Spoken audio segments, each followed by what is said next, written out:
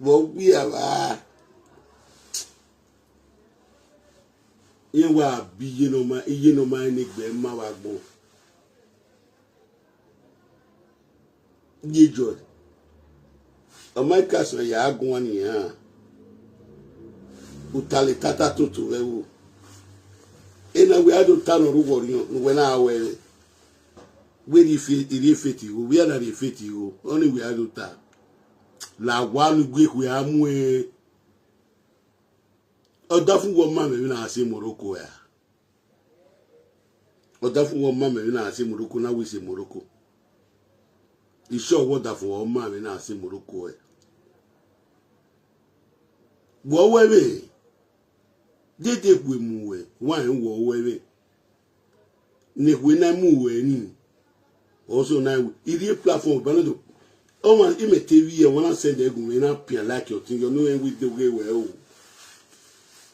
In a pian like your thing, yo. No ya and we in the tight more away. Then we are dota. A fetty, illegally with a day. Ima way. Oh my Jerry. And I'm a queen or you want all the tickets. We had to me, my queen or we have a calendar. It don't come away in no time, man. No benefit boy, be. It spoke a bulletin we have here, we care the live vision and when a back. Even it don't come away where I'm not your mates. We no see emi yan weta lock no bi ade yan ko enwi na yan ko wona osawe we ma ko enwi na osawe ye ma ko enwi na e ba no keto ori pa. The last time I checked, they still pay me more salary. When you go on Facebook, you see a way you do a page memo. You see a way you do.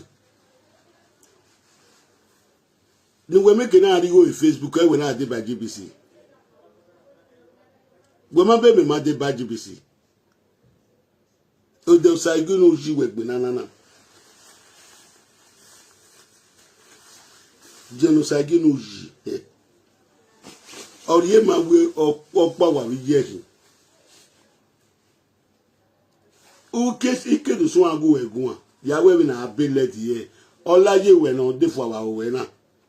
Olaye no de for our we na gba fi so laye ya o na. Ka ya we na fi so laye ni.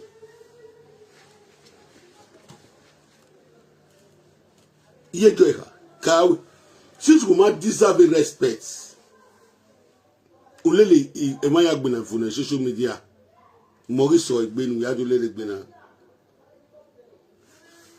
And if your pani only come away, if your pani only come away, you will respect no queer.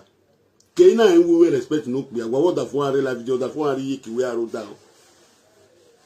Ivana and we will respect no queer. Ivana will control Huawei. Because when we want the four the life video, the four to couple no down, and the four are yiki. Imagine when you come one. My baby and with Taliban. Ayan with Taliban. He married to away. Even he come away with the live video way. On one said they go make TV. Don't want to go and one. They want to when we can joy. Me. He can't come when I video no we no they no do that when anyway. No play video no damn a boy. Okay, the mamma watch out. I watch out. Most of us will not be able to vanilla mobile and wine. I shall not be able to be one year mobile and wine. Even well not more. I go because even well,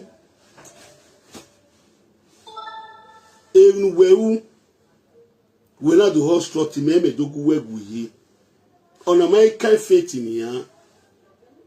Even na phone where we gele wachago yen go agun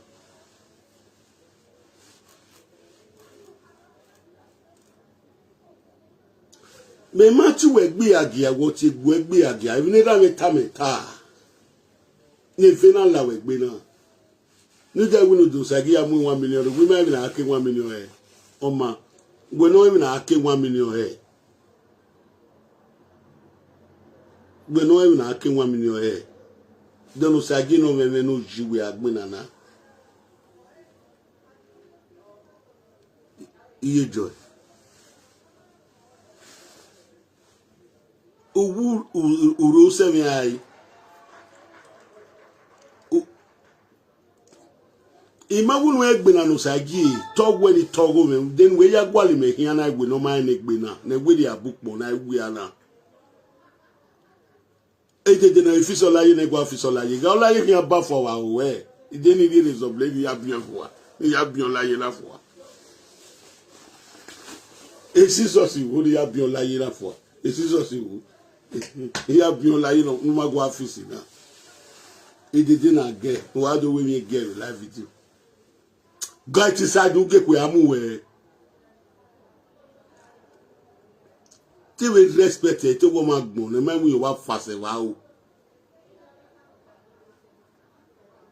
iga ice cream we ban we na sun won ima we me ye joy de Jessica Willie ga temata ma wona watch video no de ma ga temata ma we ni aha ma we wo me me Eruya with more progress amen. Eruya with more progress amen. Aveni agage ni ama wegi ma wogi guna yana age video ni wu. Eti okeni kwe amu we ye joy. Ave ma ya no ya ge ye ya start from the video ni we wu. Di ya me kwale the 2 video nu ka ogbera. Ido pe na gbon. Ni age idi mo we ye joy. Imagine school, agbonbe imi imagine school, but ime mu ase we. Iye what da for aka ma work we me no da o nu gwale glory with Facebook. O we mi go with Facebook. E mi go with Facebook or enore Facebook imi o. Or enore Facebook imi o. Ni me na mi go with Facebook ni meri e bai. Monetize in 2 years. We ma be YouTube me monetize more than 4 years in a way. If we are now, we are not a hungry person. Alright, I'm going to tell the whole world how you have defrauded the UK government with your insurance scam. I was aware how you have people to come and break into your shop. Ye joy, okay, kakabot dame gbenwe. Era me kame wa shawo yo. Era me kame wa shawo kongbe. Era me kame wa shawo gwa gun ati agun ani ya. Ma be video ndo we na ni ya. Ugun pra no we wu ta na ugun pra. How de tera me ra gbon ye oh arrest wa ya wa shawo na era me afi wa ye we prison e kri.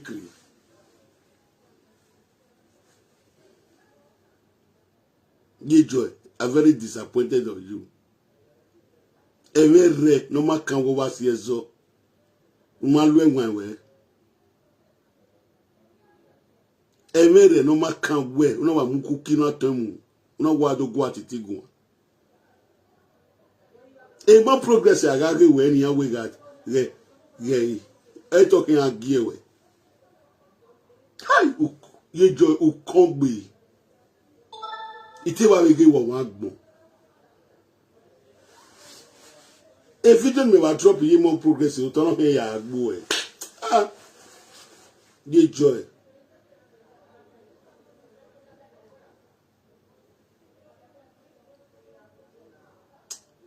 O dame gbenu e. O we si Morocco. O da fun won ma me na se Morocco. E o la ma me na se Morocco.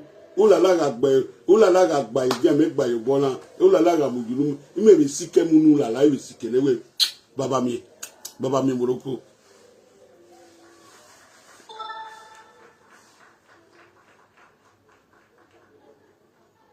we are in wina le ma ulala na se Morocco ye joy get inside ima we a video no we no de kame wano gleme mwe no lele wekia ni akpe video ni ha me wo unwe eme na maka we maka me we won we gbinana da yon sagi me gbinana priestly even metal sagi mama kan we even when the sagi one no rigo ladia do when I when the sagi we even we ta do maka me ni metal with maka we when the house trot me ye joy uwe uke gwa we faith e faith na so ladia we ga me yego boy we can fit we me na ba ma de so me na ta eni ya we me o se ni du na we wo adogbe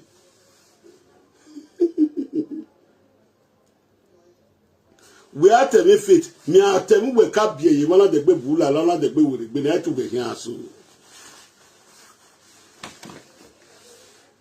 mabe we temi fit ni ona re re wonu we me na titi na bi du la de wa ko na we awi ku no ka bie ma ya de gbe bu pere ya bie na etu we hin avie wa ki agwo magun be calculative awon wa do gugun benu tani we maji school imagele ji school but even when sewe even when so da fun gbe to start with we carry la vie me bokpa no guaze wonu mezebo so we ma we de broken English we Saga na ge no zebo se ma we they broken English no they good English no ma do ya we Saga you cannot challenge me. You know a pity where Ewani Monyonya, Ewani Tiogo, Ewani love, I cherish them too much. Nya uni da yame we social media na. Ya dagu ya guan. Agboga ka we titi o wan dan titi hin. O wa da me. O wa da me wo yun. Also, now only carry the way me rockba. Okay, damn it, no friends. I give you see what mona. Also, no more buto no more buto give me why? Everyone hate ye we ma we make joy. We no dono sagi. Me we no dono sagi do rive sans suite 8,000 euros. No dey 1 million 1 billion naira re no e be priest egogo no mu no do really imagine no reason no do come can well de Jessica Willie ga temata mawe o come wo women na wo na a video we the first day ni want to pay video we the first day no we no there ne man do get me ya reply we me ma chu we gbe ya ge what bu we gbe ya ge even me tade me live video na di era me ka me ngwa shawo me nwa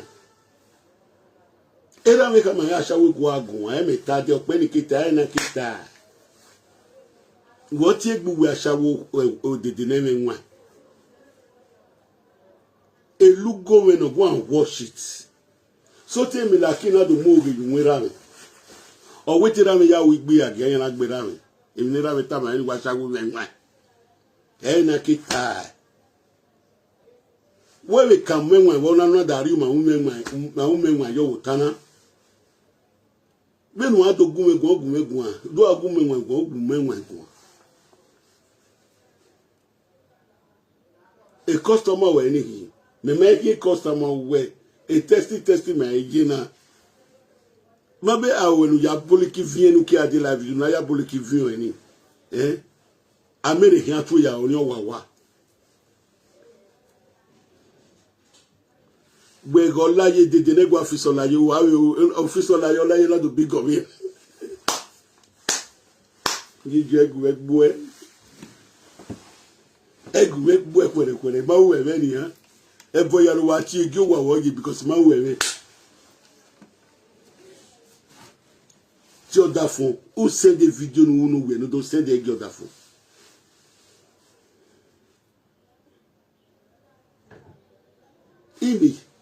imi yitamu we nania ima we me irie platform we baye joy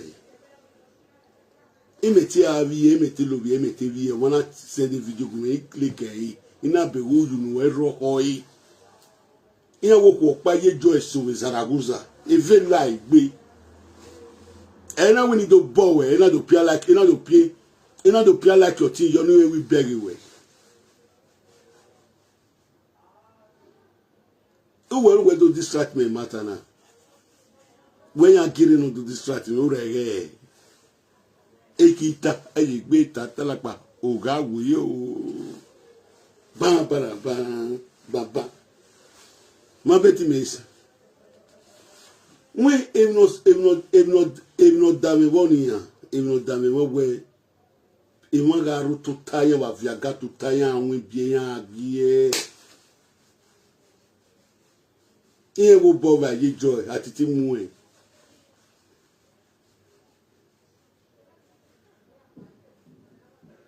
Iwan bo wa vie biele ga ogwa ni agie. Hai ye joy. Ogwa resource, ogwa wose. Ite konwe. Mo pege kiri ida dunya la GBC ife ko you bo well lenwe. I know a day like this will come. Here we deve yanagari. Because I shall we call. I shall women. What a me fetis. Women winner. Young women winner, but the river, or make women. Walk will not do. You walk will not go me, who not go me.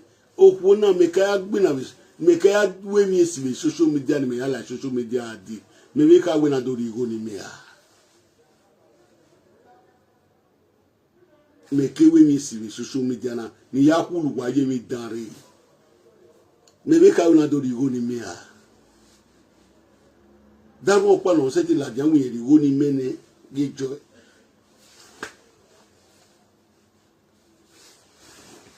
abi me me ka mu gwanu gwe moku ni me mujane ji wa mujane o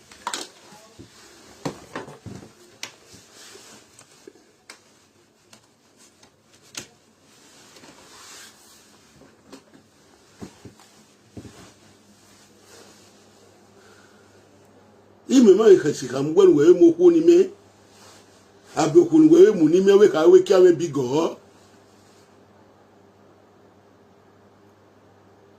The last time I checked, imagine in your wedding, Moku men, I'm a woman who come and a big god, then we do Tawana. And you joy. Oh, damn it, be. It tell me the way with second video now. Doku no me one. Why you went lawa? A back poru no subo, a man will joy. Okay, kakapot da me vini gwaya e mani morionya ni rilanya wogo me yahu vini ya oni da gume gwan fuck me up okay kakapot da me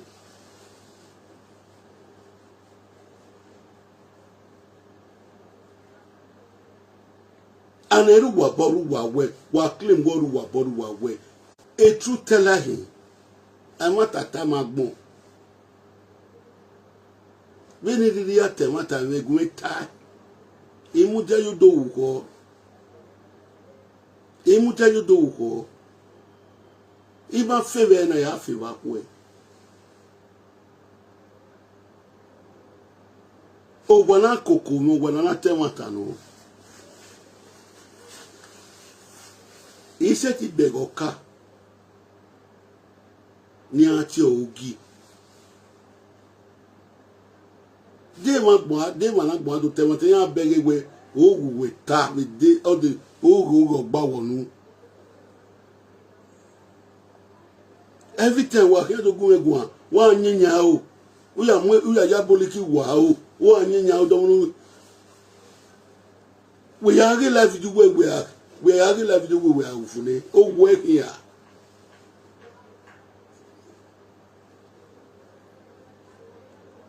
Eme dono sagi, okay do season ma wena.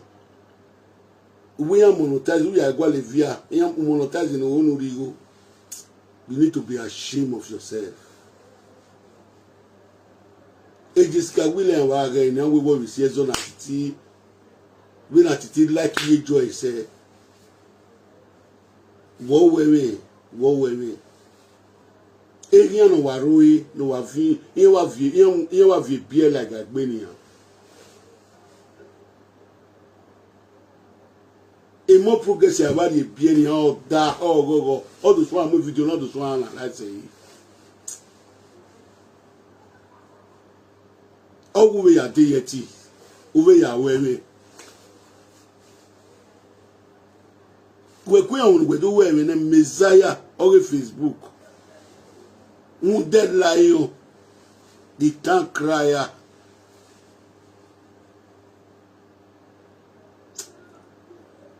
Ye German weary.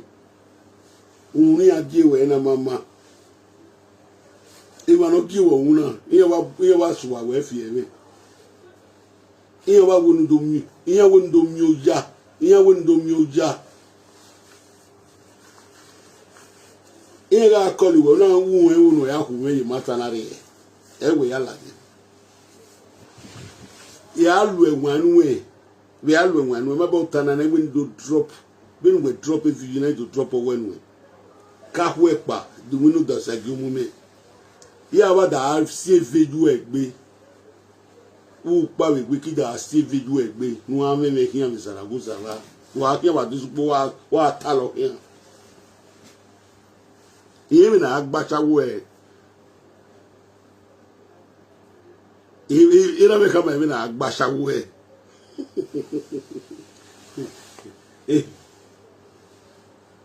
Dete na me ragbo arrest wa shawula no relationship with there be agunya. Ve of wire yiran dete na me ragbo.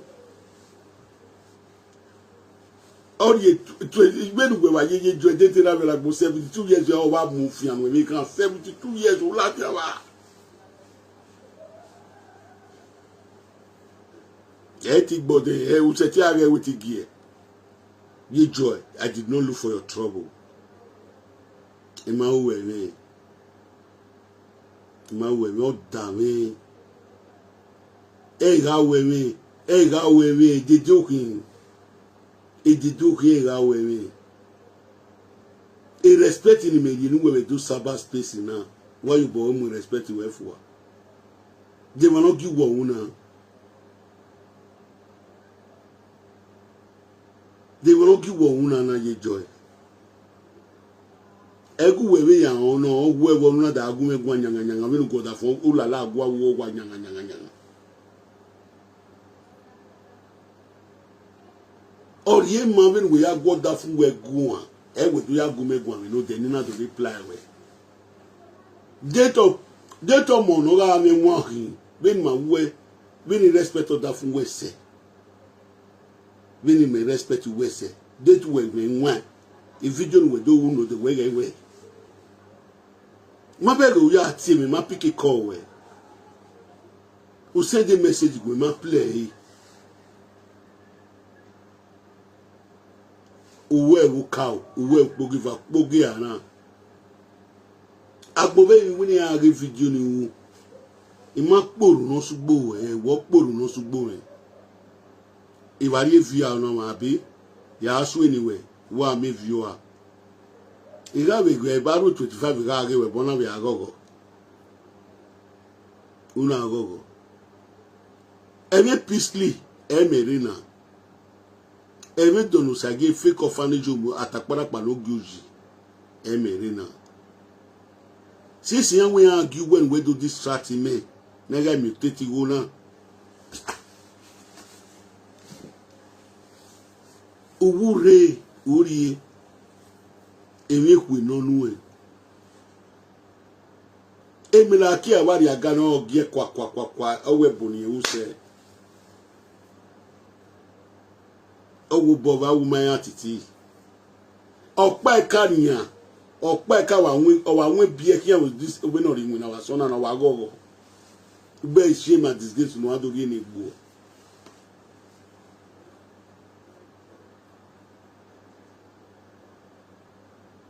we video we now. Uno ask when you my golden you way. A golden uno ask when you way. We there mu yore wo. Di yore ma do gbe me. Di yore we do gbe me. All the ma who we do gbe me ah. Only the ma. Oh, when you read the book, be me. My word, if I walk up money. My word, if I walk up money. My way, give a winner. We had our swinging right now. You know, when I will kill him in one. A woman secret when one to pay. They want to pay them, make a table, that was born. Error. Me record on but we record that with him. Don't pay. What don't pay me? If you do analyze every year time. Me won't pay more and social media ni ada benu now. He won't pay more and social media. They know me know. If he can't ya ban it, he can maybe he just going to repeat it again with he can't ya ban or agwan log any view. He just going to tie. Okay, kakabot damage when we joy. I did not expect this from you because women won't be or be very Uwe a feti on a soladian. Ulala ma soladian we mwekono o mwekono we dian. Una de gbe return back ya mwekono ulala. Una de gbe ya so abia ulala. Ulala mariso.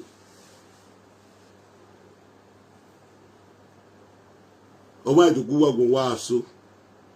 Wa ga to wa vie. Imasho wa vie wa so na. Oh iye jowa. Iye jowa vie wo wa o isi ona jo gbe Atiti view board le. Wo isi ona jo gbe Atiti gbe kwere.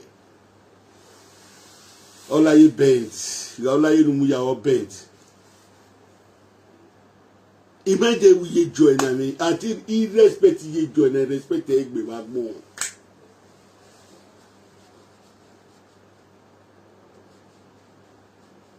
You take my case like bede kuna ma last 3 years.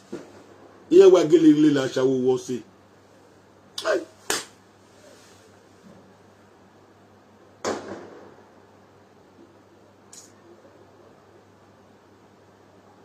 Don't say I give where you see.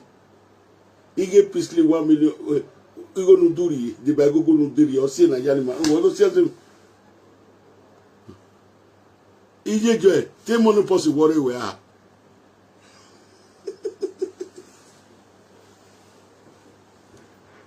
He money possible worry when they ready when them agba. I do where we call in Vabros when they retire. You make a call in Vabros. Eh? Don't say I give what's this year's done by me joy now. You don't say I give a was wagmo ojigo. Why are you going to since we're season my me joy, eh? We are going to Latia. A bay or where's I give. He get peacefully now we are here. What the name? Joy.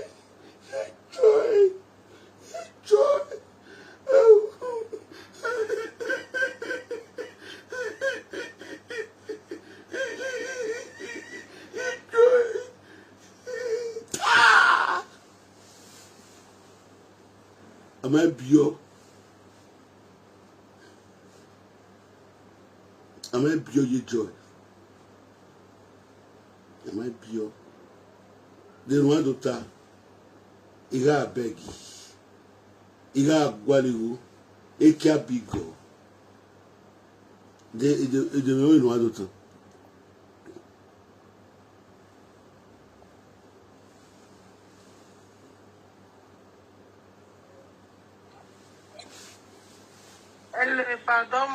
Koje no giwa toji. Domo sa. Koje no gie okuno musi, okuno botiti. Domo. Eni boku ni je won ni je wa to. Domo sa. A topic in the water na sometimes iwa age we a life na igo maya easy we wepo. Omona gele we a legit money. Ogele ya win a normal job ire. When a weapon I wa na. Ye ke wa do ari ho ni ne o biya. E boya mi e ho ni abia o e kan no. I don't understand you. You go ni polo gbenya. Huh? Well, see what you go look me out. But what's so far? No what you go no what you look. Ije. Huh? Iya we na my me my can say wa. You go ni polo gbe. Davio, ime igu we gwen we na my me my can say wa. Aga we can say wa na we mione.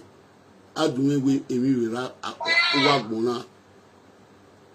Bene we boy wa ka. Ma be we na we bo kai na. No more we na so la dem we load the foot trailer. Ima ya wi agwe we all na mi go na ya fe. Also say I be pon. So, I will bona my easier where Davio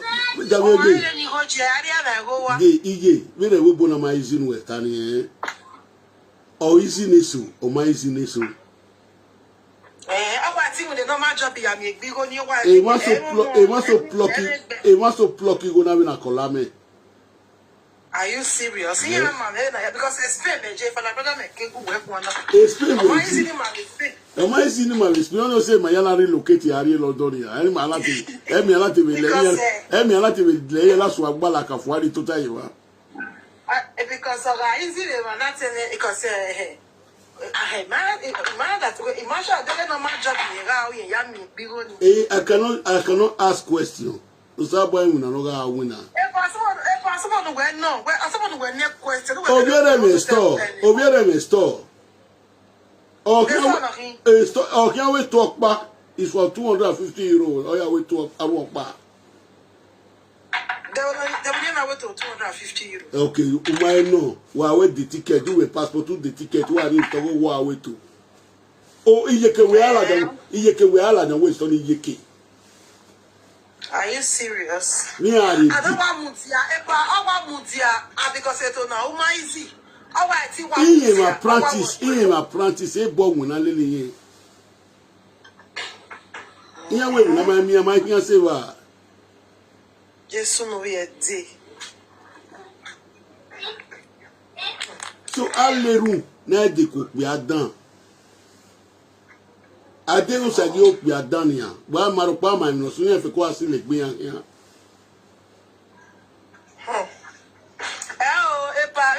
Don't say je woman here made them because I get him married because I get correct but we are having no make can be. I mean I say was I get married here baby. Yo so no maro wi okan ikuno buka maro wi okan e boy na. Get us bisha. Enemy what they raro we ni panya kai mu raro. O mararo gbe ekiama ye. Love is blind. Love is blind. Veni bukai. Eto mugo no pia. Listen, eto mugo no pia. Iye ya transacted business. Wagata weto mugo no pia. Eto mugo ne a business. Iye we business. Okay, mi go na ya we business. Of which we are like. Business. Business. You business. Damn when we get bania. Why judge we now? Sabana do look $2 some but when I make we go ni war. But that for him that we are moon that from where. Boyfriend that lala dog. But what the fool maka we boyfriend wakela dog. Maka we boyfriend and girlfriend but other ni mo wa were. A woman in my yasha. Oh, yeah. Oh, if no say when I want my year and when I'm winning, we are we no sorry. Hello? Mujane Omarema. Hello? That's Apostle. Because I will not wait to 500 every day. Always talk about 500. Mama. Mama. I'm not back when the day I go in. I am Mujane mama. You gonna manage it anywhere. In anywhere you get the money in Europe, it's not easy. I always say no don't say. You know, say we are by say waiting I do now. Mama mo gbe no ya si o so. There was love. I wait for one I will pay se true. Yan lele ya ti yan la luwe bai. Wow. Ipe se true ti yan la luwe bai ni ami koro. E na wa yan. When we there for years. Other funny camera you no be na wa in tonteria na nya. O wa agia. Eri kuje. Iko ya fefe na eri opa yin wo. Epa iko ya sha. Beni neje 100 million. Abi 100 million no. O me o se anu na gboru o. O me o se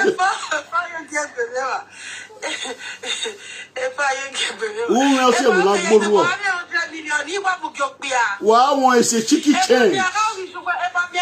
Down here, wa won is a chicken chain no ari no da no ari boyfriend of husband has with business. Una won also na 100 million. If I trust nobody in your done in that 100 million, you want to be a. You 100 million pa. When you go to me around you go no me around you go no me na we be more 100 million neighbor friends. We are come on. Eh? I say when I cannot quarrel for that. But onomagiri yewe when I do come me when it be nane peace na to be na me. It's just the truth. They say may go beg Dion. Why go beg? Why go beg Dion? Why go beg Dion? You don't need to beg Dion. Atiti not be small pikin na. Our mama no make beg Dion. Oh, when be ya beg Dion, you gbon yo, what in here? Ana kina Sammy. Let's go and beg Dion. Wa bere John, wa biye John, wa beg be we ba eh. Wa ya sun wa woji. Ya beg Dion. Why ya pete pa Atiti no e we matter when ya beg we go mo fu e ba mu pa. Owo kan agbiye John no ma ni gbe ni mama mi lo. No ga gwale mi lo no won, ogwale ti slightly bread no e be peacefully. Epa we funny gbe o. Epa why the quality equal than there ni ma mi egbe. Because we're funny. Why you go me ah? Ya we show wa wa ni we there oni. Eki ijere we kiame bigo. Ya do time ma wa ni we there. Epa ma wa ho e fala brother. You want to salo boa. Ni ka ge le di ari. Ijo we comedian wa. Ijo, ya we jore we kiame bigo. Ijo we wa. Oku wa bi jore o ko wa na la gbe.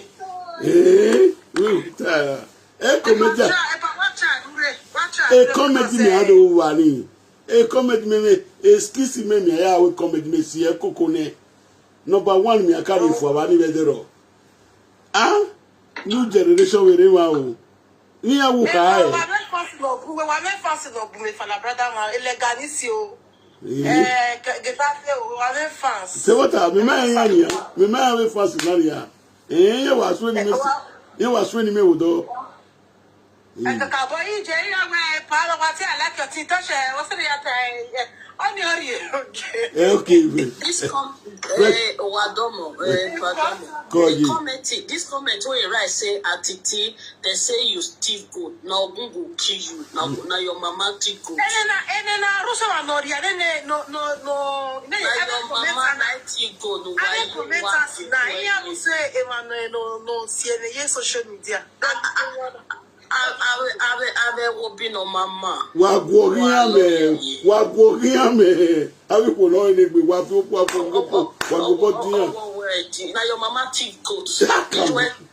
He said Dion say he want arrest Atiti people for Nigeria. He just a low boy. 1 year don't. Dion, listen to what I don't know whether when I watch Dion talk, people can say me can't talk waiting conspire waiting with Prissy. See what did you the narrate for a month? Well, even a deal town. Oh, so I and when we talk, when you are when you are when the people are there, what from Jericho, Jerusalem. Almost at the time where the business, you go no more or no Makoko, your boy, you gave me, or man, your plan not have a life. For one, even no rubbish, nonsense. When you're wearing the blacket, you will have when any I see, if you want to watch a kia, on our money, I see, if you know a lot, if you know what talk about me. I'm your one of my make you know, there any other time. You know this guy, you know what's funny. It too look childish. Oh, not day your bed boy again. Any woman that fall victim for Dion again. The boy is unmatured, is irresponsible. He shots. The master part of the kakaka, Okodu love your kid, no, do I tell you, you love your kid, Mamma, the responsible. Only Marvosha. No, then your money on my bedroom. And your money on your sister. Oh, what you know? Oh, one made a mistake, Kakabo. Oh, I made a big mistake. I made a big mistake, but not bien. How will you expect a boy of 40 years who you are having one? I don't understand though. A woman made a mistake. Yeah, you answer where you are 45. Only a jagadion. Okay. Only a jay. Near Momo, who you feel one more. It's your marriage, your way. Out your 55 years. Only a jay. I had about settled down. A book will really can't settle down with it. I can't settle down with a boy. Davio, I say true, but Sinaga Boku, we are serious. Is a conference central. John is a conference. They are not serious. Is a playboy. Here the few we go, they are not serious. Here Boku, we are serious. I know. Wow. No, Dimebo, Ari Human, no, you know, very any no who. All Dimebo, when I were no who. Etobe for no where. When I went over Okbia on the walk Gagaro, when we go no Biane one way or the other way, a boyfriend was that you will allow supporting me. I will enjoy you, no, not enjoy you, the boyfriend day, you support a home video. I'm a joint we got no ego, a hearing on a business proposal. A woman, a party will give her one. There is a mini or we like a support or like to support people. You understand? So already woman any deal don't come to social media. What we want to hear is that which business do you guys do together? What was the amount? What was the amount that is involved? Only the business. That is what we wanted to hear, not the ranting part of it. When one of ye, when Wakis here, when a lolo, one on when a lolo, Yamon airport, your mamma lolo airport, again, but that's nonsense. That's rubbish. A story of fire Tanya Lolo, Nani. Where the Barcelona Maleki Nalovieke, where we quick by London airport, and one of the airport, a young uniatan manana. When I love you, Lolo, in your order for or I love you, cook beer, or the for or Macan or Macame. You will not proceed or where all the social media, only our own attire, Tory, and we ne Lolo, and we ne, and you know, but you know, what soon we all 100 million, West Sayonu, or Moon or Mamun. That is what we want to hear. Ego go no make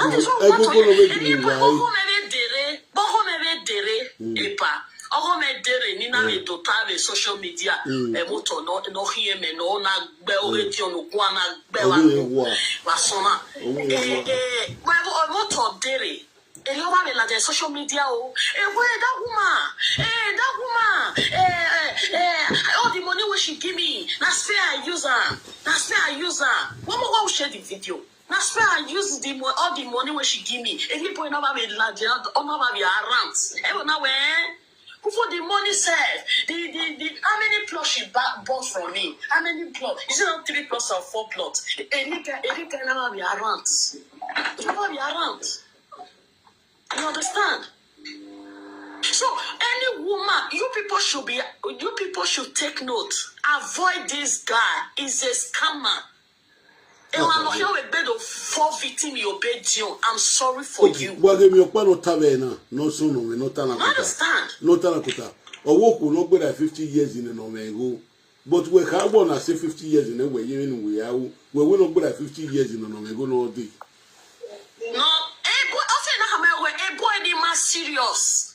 A boy ni, or emi no si, or si emine, or do amwe fwa. Every coming one, we all got 20, I can't remember my dear. I'm not even my dear. If we am with me, I the shame for him. He's unfortunate. Join the live stream. Okay. That would be long. Okay. Osuya,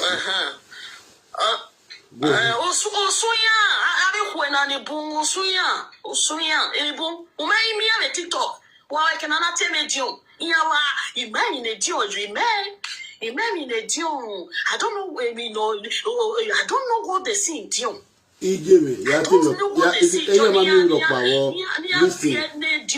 Listen. My baby, very Bobby Media, a John, but won't always soon. I think my good John one or the go anyway. But on our only how we clever 7. I was waiting for a day like this to come. Or get peacefully now to day your land. You go to where you and walk back. Toria, but Thailand. I made the dinner support and Danian without 2 times life to that support there. Mamma Megania. Ya megani yani. Ima rotation adia webo abia gbedio hia kwana medio there. All the go when. Oh baby ne was it. Thank God the way my way man me eri oba be to large social media do around where you know thank God the way it was a clear business. Then the boy now okay. What give me nota? Was it be? Oh, you mean your body? Oh, you're there too. Oh, we are do see no senior. How we ya go on social media? Javio, need you ya beg way. When I'm more larger, in Winifred, even make it like me. The frustration. Even make it like me, the Winifred, ya more larger. Why go, man? Or my larger with frustration, really. And who knows it is with frustration, you bomb for the more frustration they with the queen. Oh, but the queen, I pity for people that will still when follow and forfeit it. Emiga assume, somebody you want your one or your my temptation. When my brother no are laughing, be my host if laughing. When my brother, you talk a brother away lady, or war pay a go, away je, away be due. When we want to pay go now. Understand? Better be Yasha. They would be really listen, without a man, evidence in no ball, no signing where. I will done no logo book here, no yogo chief, no how we yam chief in here. I mean, a put down, or go boss again. I mean, we saw don't let life. You do have defend them. No good. We are a boom. Here you get when it get you one of the bed. You know, good bill. Why I follow. Here we are. War. Anybody could win a large another way. But the bed. You know, good. Here we are. War. You get your home. You go officer like you. All of you are feeling tango. You go officer like you now. Oh, pardon. It will tear you gave me. Why would you get bear? You know. What's in a video? You don't know, Saga, table looking away. So me here with video na return boni ge ko na wasala je wo wa ya tie boni ye ono ko na me tie yi me o ma tie me wo wa no do gun e gun wa je no say o we video na tie bono ya me video we say di gi me no na ro bi ogun awe ni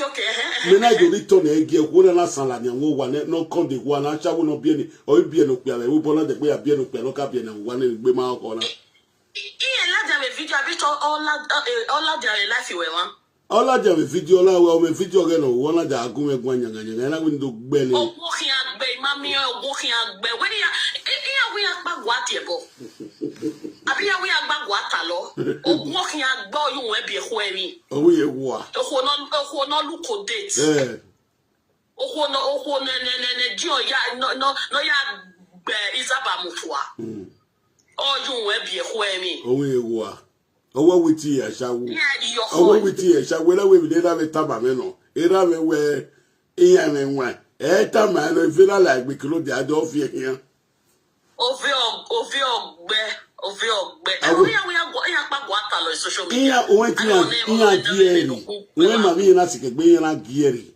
no do distract we ye be na de imeti e de anybody no want go egwani ha who send egume okay send egume mi are rudin ave la diania I worry ya wa share we ru abuska ru abu ya wa ya la o ba tabare je so asho yi no agwo mi yo eji ona we ado so we o ma ye say o ma e play ma e tore amari o ma di eri play ma e tore o ma di eri ona we no ya imi eji on ni imi agbe ba gbo le imi ya la imi eji o wa ri explain o ma go ni na pa no ogun go buy your official big name ogun go buy your generation he hold the puta ogun na go buy you he go buy you cabron he hold the puta cabron I told you we live buy everything will belongs to you I told you we live video fake account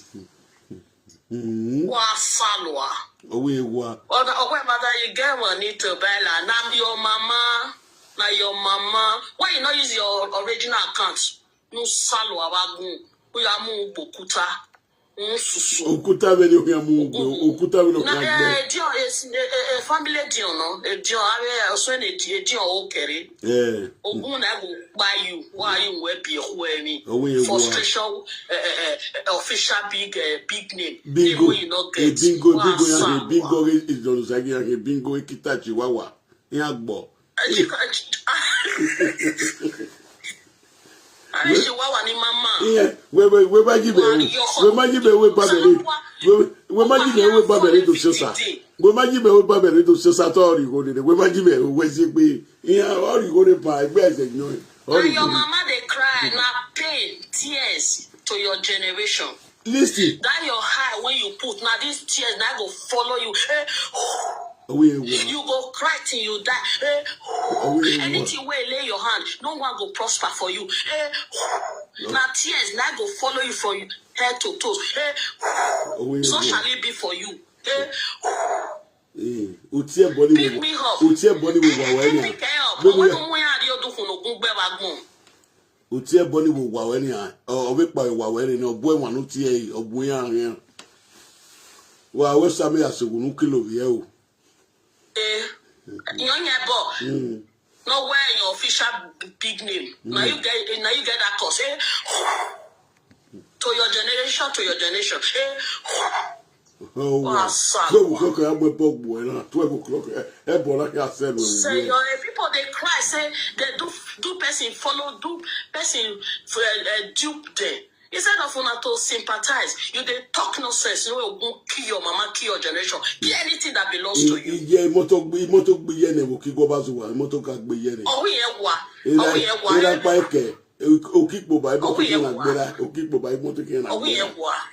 Oh yeah, a party time we are real life. La wo wa invite him because me mo bo mi bo video. The time ni ya mi bo go evio ni ya woto.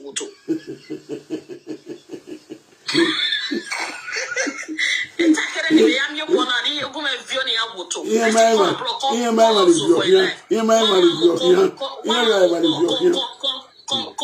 Come for frustrate and go official big name. A big name in your Ogia, you told me.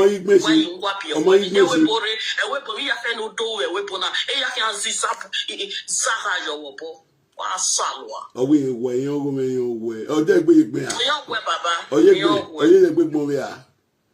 Oh, you're the big movie. So that no you boy you buy a generation a yakel. Oh, Lenny, maybe Yaria Castle, Lateria, but we are both Yaria Castle, Lateria, both we are here because only more.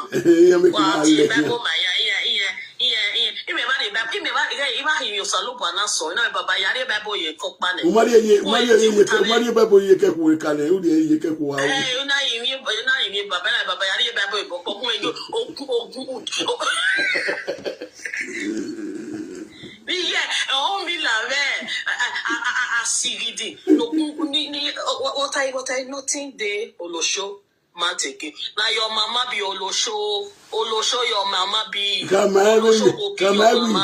every area if you say Harry who don't you school speak come highway school don't you speak come by say your Olosho we are to Bachawo speak if you say like we don't to get school say your Olosho can be like bije bagbon a generation Olosho biyan a trailer. Go hug transformer. Any wa say your telephone ban ya block ya finish block na you want. You say they phone ni na no ban ya block oh awagbo. Oh salo awagbo. Official big name. O say na gbona ma ya kwen ya be to fin ya go ni eyan mi no ze yan yi. Eyan mi no ze yan. We may cry, come and say, see what the person do. Come the right rest in peace for your mama head. Rest in peace to your generation. You didn't take papi ni papi. You didn't take papi ni papi block on money. Oh well, Atiti.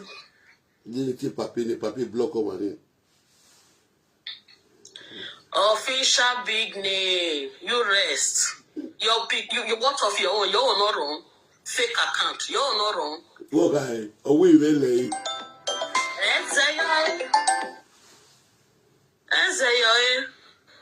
No, wawagbo. Oh, where my show your own, prove your own, yeah. May we see. Prove your own. Fake name. Oh, Salwa. We didn't take papi no block papi. When you are the generation in Nayamari. Lewo. Oh, you mean your mama when I block a vedero.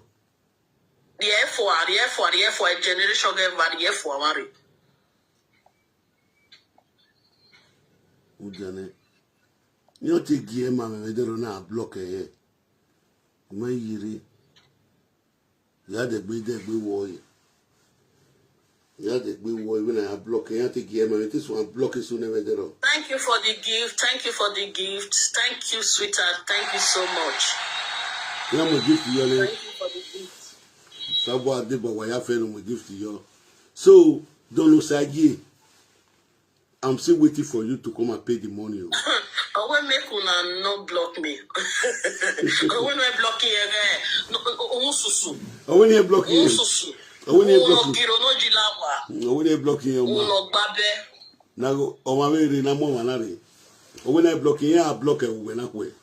We are not coming here. I block it for the official big name of what generation. If Papi, I block it. Name no Saga. Hello.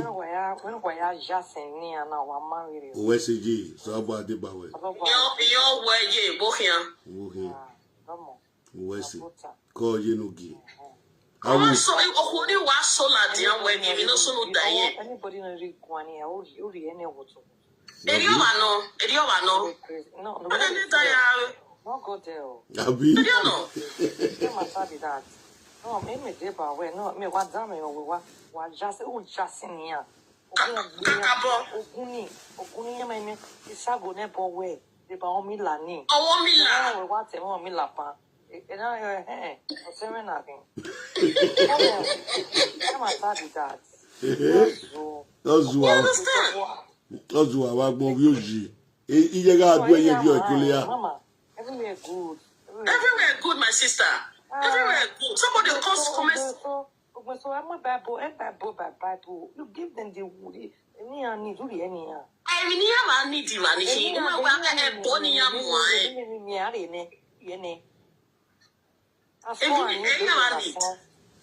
That's why I need to be a song. So if you put my face, I beg. I want to put my face. Official name, well, no wise. What will be your problem? Mama, now so we tell you, Rona, I'm not a small picking. Yeah, the cool. We want one pound, we bet is Joanna. Okay. Give me a water to Bana work better. What do you know?